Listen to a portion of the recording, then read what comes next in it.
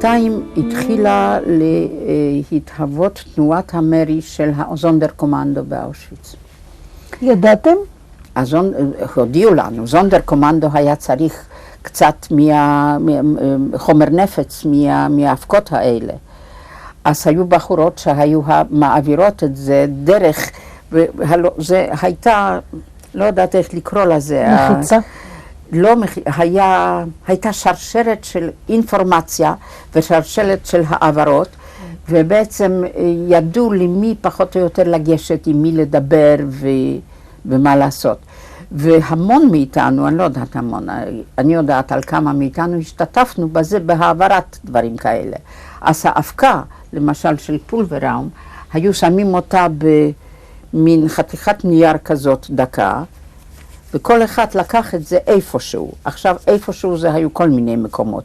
כי אנחנו כשהיינו יוצאים לקראת סוף יום העבודה מבית החרושת, עשו לנו חיפוש על הגוף.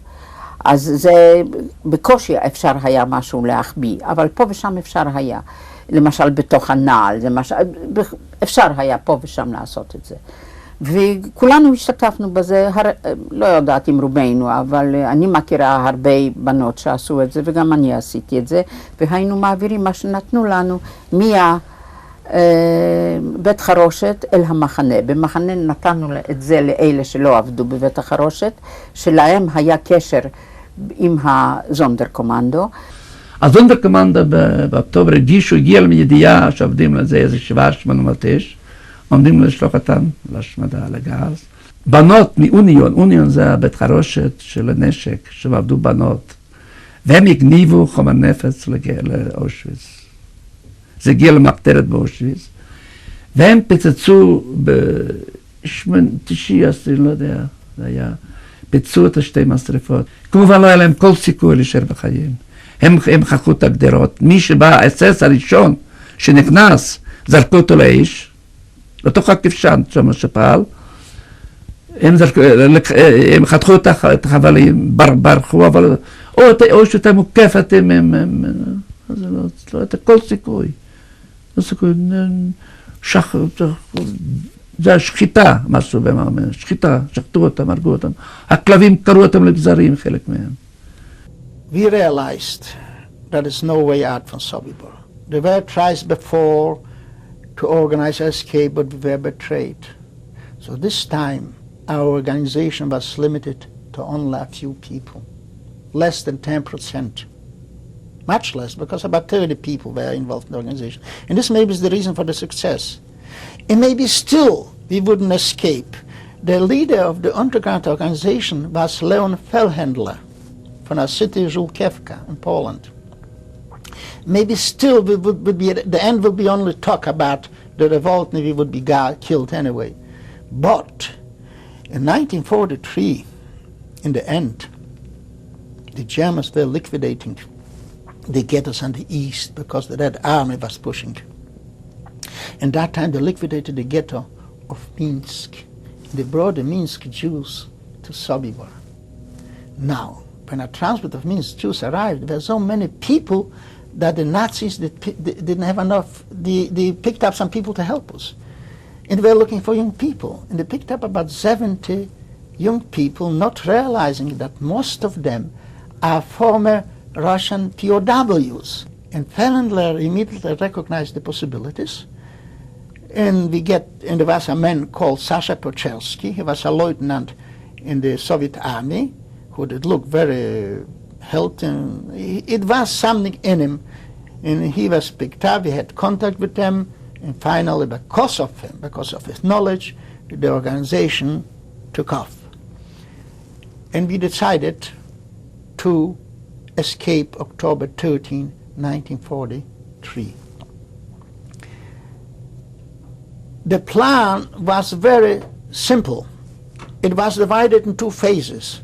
The first phase, which should last from 4 to 5, was the killing of the Nazis, killing them quietly, without arousing any suspicion, with knives and axes.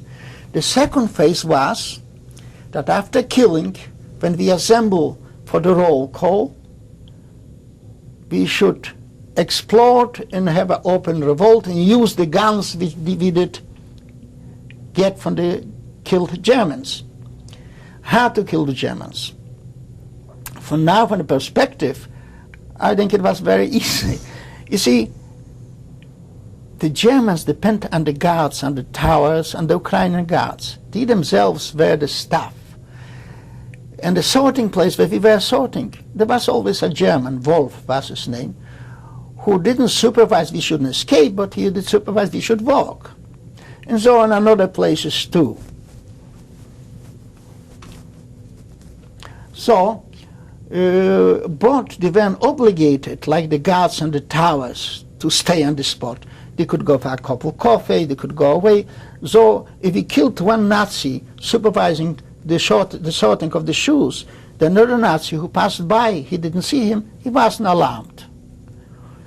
So, and everything was running smooth with the capos that run everything. The regular flow was like that. 5 o'clock you finish the work, the capo whistle the whistle, and we assemble in groups and we march to the main yard. Over there we go to the kitchen to pick up our food. In 5:30, half an hour later, after we eat, was the roll call. That time, this was a dangerous time, because on that point on the roll call, all the Germans must come assemble in the counters. So actually, from 4 to 5, we could kill them very careful. When we planned the revolt, we took in consideration the very well-known discipline of the Nazi officers, of the German officers. And you see, in the brassness, they were so assured of themselves. How could the miserable Jew fire them via SS, you know? The next day, I was impatient. I was scared. I wasn't scared really to die because I had time to get used to it. I was scared that I will suffer. We prisoners, we always said we will not go to the gas chamber. We rather want to be shot at. So I was aware, but shot, you will be wounded. So I prayed for a fast death. And I was scared. And I remember I was close to 4 o'clock. I was sitting, looking through the window of my place, when I've seen Kalimali, the Russian officer, in another, and he was accompanied by a capo, Bunyo, he was in the organization. And I thought they were going to my place, the way it was planned, but they didn't.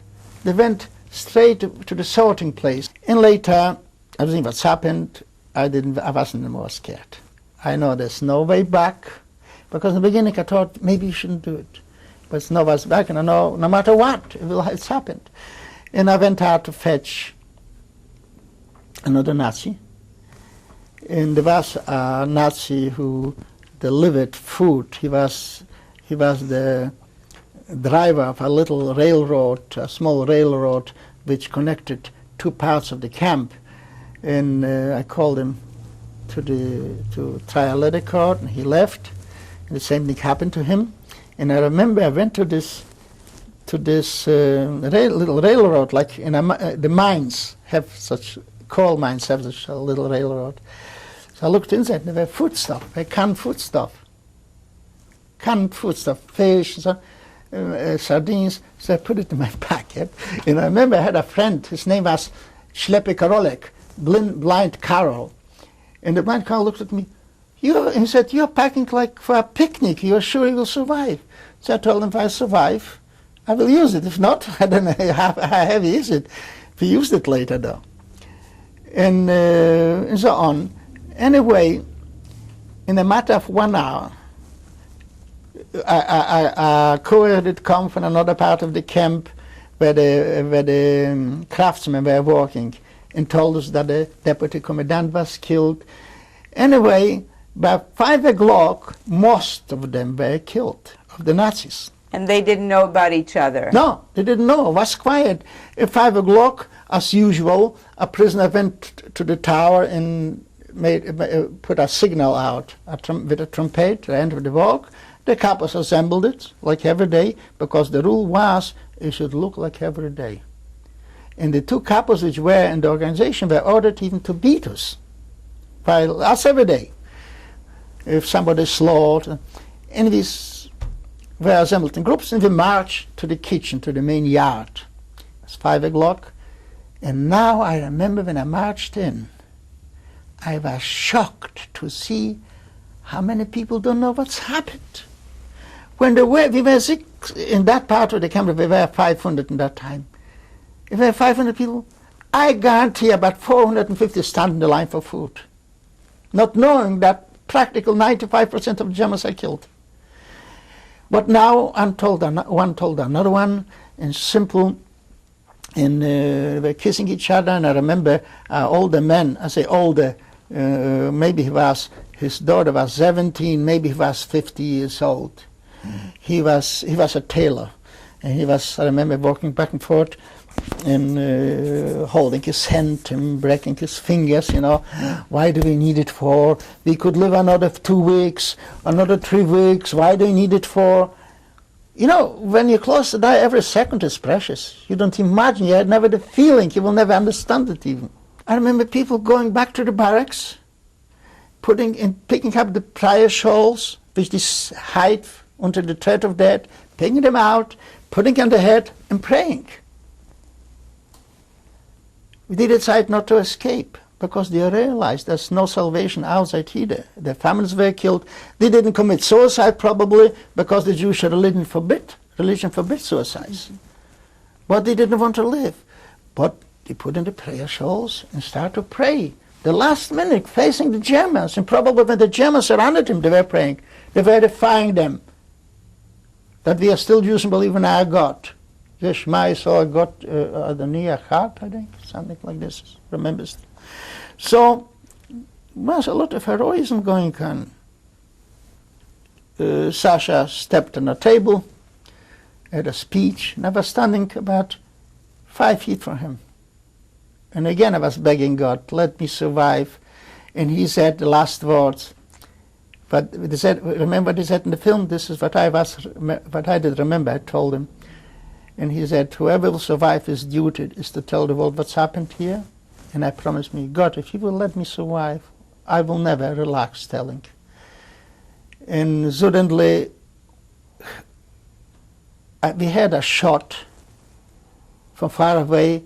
I didn't see this, but later I find out that a German discovered a dead body of his comrade, and he sounded alarm, but it was too late for them anyway. But how many do you think were still alive? How many Germans? How many Germans? About 12 from Soviet. Okay. Anyway, so we realized something happened. So the plan was a little bit, didn't work at that point because we planned to march out. So we realized something wrong. So at that point he stepped on the table and had the speech, Sasha. And suddenly somebody started to yell, hurrah, first a single voice. Some of the people wasn't able to stand it anymore, the tension, because Sasha was still speaking. When he said, hurrah, and everybody picked it up, hurrah, hurrah, and we did run to the gate. I did run to the gate, and I remember a Nazi did come driving in with a bike. He was immediately thrown for the bike, killed, the weapon taken away, and I was running with the main group to the main gate. And I remember Frenzel shooting at us with a machine gun. I remember another Nazi with his back against the canteen. They have a canteen. I shot him with a pistol while he was backing up. And as he hear a friend fall here, there, I hear the whistle of the bullets. So I backed up and started to run back. And at that point, I don't remember what's happened. But the next thing I remember, I did find myself in a corridor. You see, there were 3 barbed wires running around Sobibor and a minefield. The first 2 barbed wires were fairly close, but between the second and the third last barbed wire, there was a hallway, a guard for the Ukrainians with the dogs, for the guards. By that time, the Ukrainians did escape, being afraid. So I find myself, probably I went into the gate where the Ukrainian guards went in. I find myself in this hallway, And I realized, luckily I have two barbed wires behind me, barbed wire fences, on the one front fence, but in the hand I had only a knife. I remember there was inscription, Kusher shel Paisach, probably probably was a rabbi's knife, because I find it in the luggage. And what could I do with the knife? I stood in the front of the fence, barbed wire fence. Sasha was nearby, the leader of the world, with a pistol. He can do much either. And was Shloma with a rifle. I remember him shooting. And more people did come. And finally a guy did come with an axe and start to cut a hole in the fences. And people start to go through the hole. But as more and more people did come in, and from the guards, the guards which were from the towers, the guards which were unable to reach, start to shoot, and people were waiting in the line, they started to climb the fence. And while I was, at that time I thought, this is the worst thing could happen. At the time stuck, I will be insoluble, because the moment I went through this hole, at that point, the fence onto the heavens of the bodies of the people climbing collapsed and pinned me down. Now I realized that this was my luck, because while laying under the fence, people stepping over me, I've seen bodies taken apart by the mines. And later, when everybody went through, I did try to climb out and wasn't able, because the barbs that embedded in my coat. And luckily I had a leather cord, because I picked it up from the storerooms and didn't go too deep. But I just slid out from this leather cord and left the cord onto the barbed wires, and I was running. And I was probably the last one. I did fall down a couple times, I remember, on the field. I thought I'm hit, but I did get up and run until I reached the forest.